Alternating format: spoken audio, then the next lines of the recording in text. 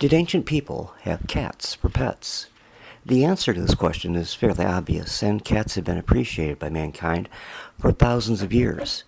It is accepted that cats were a vital part of life in ancient Egypt. Thousands upon thousands have been found in a mummified state, and besides serving a very useful purpose, they also provided comfort and dedication to their owners. I found a most interesting article this morning that I would like to share at least parts of it with you. This concerns a unique archaeological find here in the United States, the first ever of its kind. It tells of a 2,000-year-old bobcat that was found in a burial mound in Illinois, and remarkably, this bobcat was buried wearing a collar of shell and various other beads. What could this possibly indicate? Well, this could have been a beloved pet, and let me quote a paragraph from the article I spoke of, and I quote, "No other wildcat has been buried alongside humans in the entire archaeological record of North America. This bobcat was buried with its paws respectively placed together and wearing a necktie composed of shells, bare teeth, and marine animals. It was estimated to be about 4 to 7 months old at the time of its burial." There can really be at least two schools of thought on this amazing find. First, that it was indeed a pet, though it's difficult to domesticate a wildcat, but not impossible. The second is that the people of this that produced this burial, that to them the cat may have had spiritual and religious purposes for them. This cat could have been perhaps a totem or even a spirit guide. In this situation, we will probably never know the exact reason for the cat's interment with these people.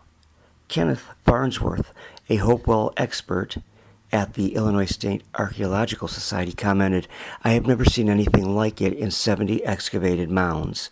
Somebody important must have convinced other members of the group that the burial must be done in this specific way. I would give anything to know why," end his quote.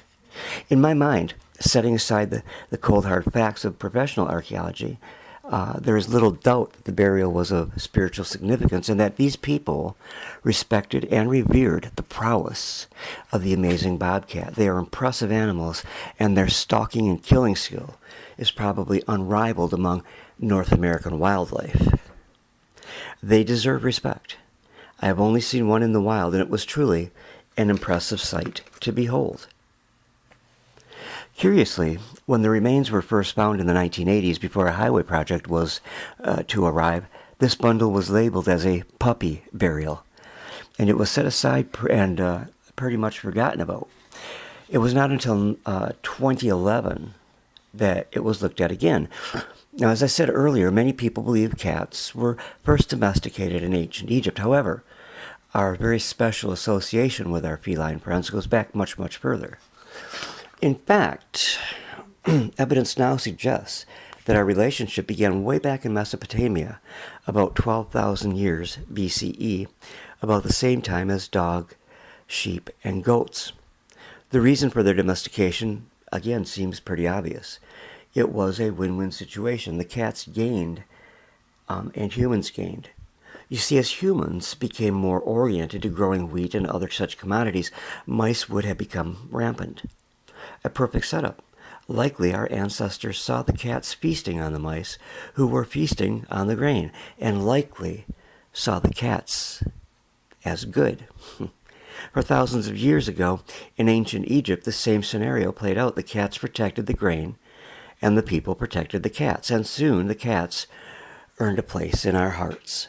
But their place in ancient Egyptian society went far, far, far deeper, because cats were soon worshipped. In ancient Egypt, they were known as Mau, M-A-U, and were considered to be very sacred. The discovery of DNA has been a major shot in the arm for archaeology, and thanks to DNA comparisons, we know that today's cats, domesticated cats, are descended from a Middle Eastern subspecies of the wildcat. Praised for controlling vermin and its ability to kill snakes, such as cobras, the domesticated cat became a symbol of grace and poise. The goddess Maftet, the deification of justice and execution, was a lion-headed goddess of Egypt, and the cat goddess Bast, also known as Bastet, eventually replaced Mafet and Bast's image softened over time, and she became the deity representing protection, fertility, and motherhood. As a revered animal and one important to the Egyptian society and religion, some cats received the same mummification after death as humans did. Mummified cats were given an offering to Bast. In 1888, an Egyptian farmer uncovered a large tomb with mummified cats and kittens. This discovery outside the town of Beni Hassan had 80,000 cat mummies dated after 1000 BC. And almost completely, these were ground down and used for fertilizer in England. And as far as is known of that find, only one specimen remains, and that is in the British Museum. Since cats first made their way into men's hearts, they have endeared themselves as companions to us. They are actually, depending on breed, every bit as loyal as a dog is. There was a brief period in the Middle Ages where cats became not only unpopular, but were thought to be in league with the devil. Quite a contrast from the time they were worshipped in Egypt, where a person could be put to death for mistreating a cat. The Catholic Church in England were part to blame for the outbreak of the Black Death, the plague. It was the Catholic Church that led the way in the pronouncement that cats were evil and associated with the devil and should be killed. So cats were killed in mass, and in turn rats and mice that carried the plague increased prolifically, and thus the plague turned into a pandemic, taking an incredible toll on life. Cats were tied to good health when they were allowed to grow in numbers. It is probably from that time frame that the superstitions about the black cats arose. I have 2 black Burmese cats. One is Charlie, and the other is Polly. And Charlie is without a doubt my very best friend, hands down, ever, except for my Lord Jesus. Both of these cats are truly beautiful animals, and when my Charlie is laying in the direct sunlight, he is more deep chocolate brown than black, a very, very lovely color. Polly, on the other hand, looks solid black, but in direct sunlight has faint stripes in his fur. Burmese are the only kinds of cats that I will ever have. They are not happy just being around you. They are happy being an integral part of your life, being involved in just about everything. Polly is the most talkative cat that I've ever seen in my life. But here, let's take a look at some of the superstitions surrounding the famous black cat. I will count them down for you. Number 1, many are wondering, is it good to have a black cat in the house? The most interesting superstition about the black cat is that it is good to have one black cat in the house.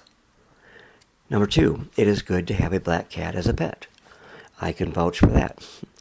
Number 3, if a black cat comes across you in the morning, it brings you bad luck. But number 4, if a black cat turns back to you, or it's back to you, it also brings bad luck to you. Number 5, Irish people believe that an epidemic will forestall if a black cat crosses a road during the moonlight. Number 6, one superstition says that it's a good sign if a black cat is in the audience at the day of the premiere of a play. Number 7, English sailors believe that a black cat on the board begins a calm sea and salty sailing. Number 8, and last, some Englishmen believe that it is a good habit to give a black cat as a present to the bride on her wedding day to ensure a happy lifetime with her newfound husband. Of course, there are many types of cat breeds, and I could cover some of them here, but I want to say a little bit about the Burmese because they are my favorite breed of cat.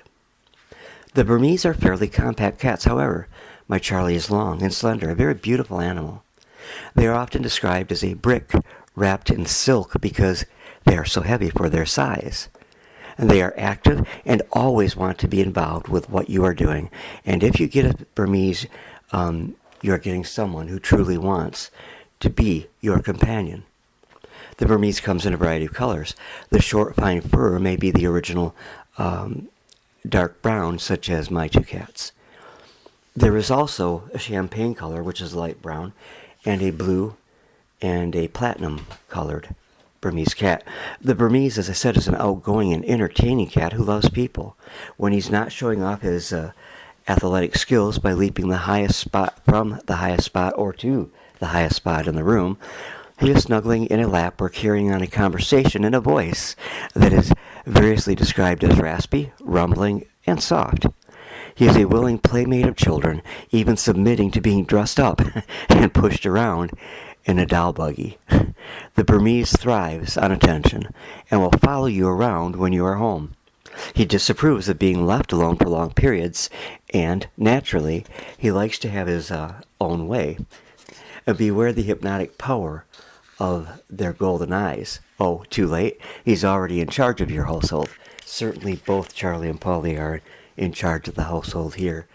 I am totally mystified when I'll look at Charlie and he's sitting there staring intently at me, wondering what he's thinking about. And also with Charlie, David and I have been taking him outdoors on a leash and trying to train him to walk with the leash, and he does good when he wants to, but he is a little bit bullheaded, and he lets you know in darn short order that he's the one in control. And the silky coat of a Burmese does not shed much and is easy to groom with weekly brushing, and the only other grooming requires a regular nail trimming and ear cleaning. The Burmese is well suited to any home, with people who will love him and give him the attention and love that it desires. Keep him indoors to protect him from cars, diseases spread by other cats, and attacks from other animals.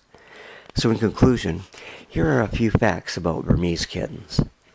All Burmese cats descended from a single chocolate-colored cat named Wong Mao.